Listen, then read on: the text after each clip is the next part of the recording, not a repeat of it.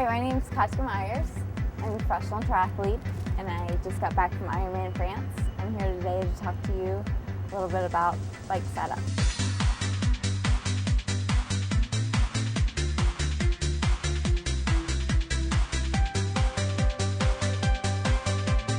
Finding the proper seat height is one of the most important parts about setting up a correct bike fit. If the seat is too high, then you're going to be doing too much reaching. You want the seat to be at a height which, when you sit on it, you get a slight knee bend when the foot is at the very bottom of the pedal stroke. When you sit on the seat, your sit bone should be kind of right in the widest part of the saddle. Not too far up towards the nose, that's called nosing up, and not shoved all the way back so that your bum's hanging off the rear of the saddle. You want to be with your sit bones positioned evenly in the middle of the saddle. The other really important factor in seat height is your reach for the handlebars.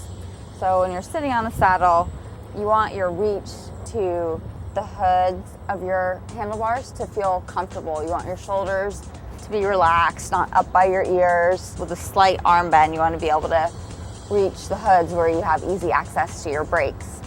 Shouldn't put too much strain on your back. It should feel pretty comfortable. As you get more comfortable on the bike, you might find that you can get in a more aerodynamic or lower position.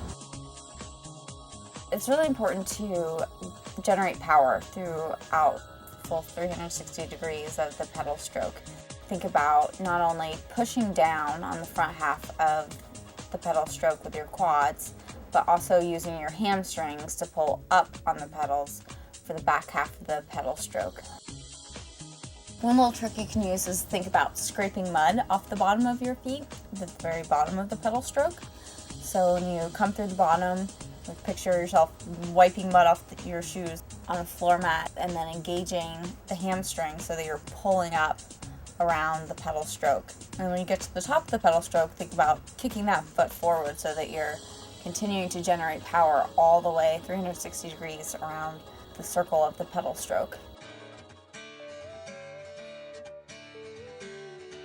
On long bike rides or in spin class, I think it's really helpful to break up the ride.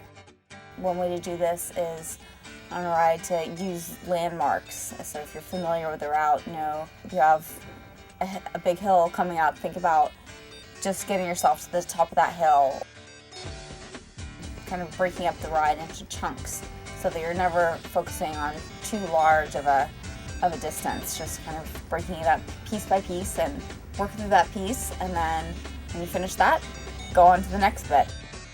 Another technique strategy that you can use in addition to focusing on different landmarks is to think about different techniques as a way of getting your mind off of the pain of the biking. You can think about technique tip for 20 strokes. So for 20 strokes, really focus on scraping that mud off the bottom of your shoes and generating power throughout the pedal stroke. Thanks for watching today. Now that you've got your bike all set up, it's time to hit the road.